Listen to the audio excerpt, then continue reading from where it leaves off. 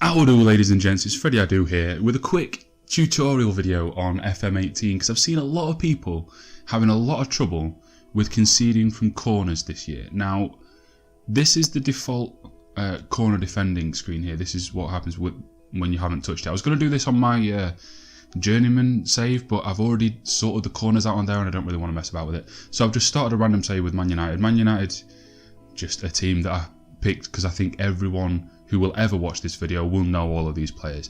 So, and it's important that you do know the players because you need to actually look at the players. Now, what most people do, kind of just take this, kind of maybe chuck a guy near post and chuck a guy back post and leave it. And I'll be honest with you, you might do alright if that's all you do, but you really need to pay attention to who you put in where and what role you're putting them on. And honestly, if you change shape, if you fundamentally rotate the team, like normal team rotation you'll get away with, but if you fundamentally change formation, or if you're going into a cup game so you fully rotate the team, you need to kind of come in and look here. If you're bothered about winning that rotation game, you need to come in here and look who's where, because at the minute, who have I just bobbed in at the front post? That's Ander Herrera, jumping reach of 7, heading of 5. He's not really gonna do that much here, although if a corner comes in that's all on the ground and just scuffed poorly, then he'll do fine in there. But really, you want someone taller in that spot, so it is worth looking at every single player. Now, the player that's left forward is Mkhitaryan, and if we're just moving back into a position where it gets back, we'll get his defensive stats. He's actually got better jumping reach and heading than Herrera, so Herrera's actually probably better off being the man. Where did he just go? I hate that it does this, by the way, that it reshuffles them. Herrera at the minute is probably the best man to stay forward, but he's not that great attacking.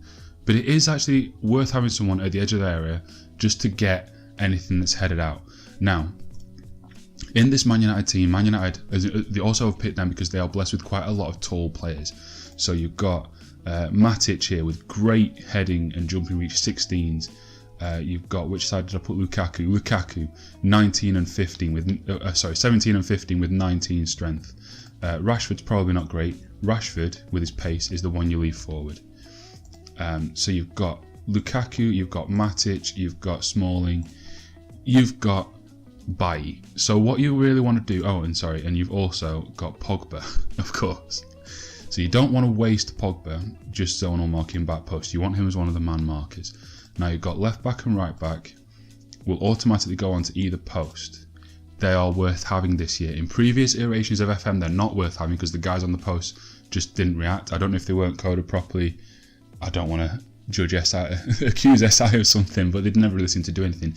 This year, they're really good. They will make clearances. Leave them both there, unless one of your fullbacks is one of your better headers, in which case put someone else there. How's Valencia actually? No, he's poor. How's Darmian? Darmian's actually fairly decent, but in this team, that's not. In fact, I'm going to do that.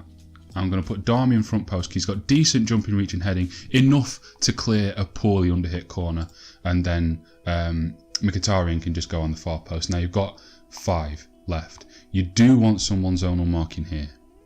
I know it's a bit of a waste of one of these guys since they're also good in the air, but we're going to take the worst one, which is looking like being Pogba, actually. Yeah, it is, on balance. That's surprising. Although actually the other 4 are excellent, aren't they? So Pogba, just stick him there. Or here if you want. It's up to you. I go for the slightly further back option. Now the reason for that is that a lot of AI teams will do near post corner flick on, which this guy hopefully would deal with, but in case he doesn't, you do want someone zonal marking just in here, just to sweep that ball away so it doesn't fall to a striker. Then you're left with your 4 tallest, best dudes. Now, most people that come into this, I imagine a lot of people don't ever go into this screen, but a lot of people that do will just leave them all on go back. You don't want him. You want to make sure that you change that. You want to put them on mark tall player. I know that it's very rare that any team will have 4 tall players, but if there's no tall player for them to mark, they'll just pick up someone else.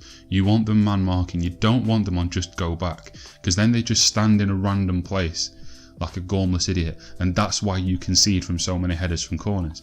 Stick them all on mark tall player. So you've got 4 big dudes in here, 6'3", 6'4", 6'4", 6'2", all strong, all good in the air, marking the taller players.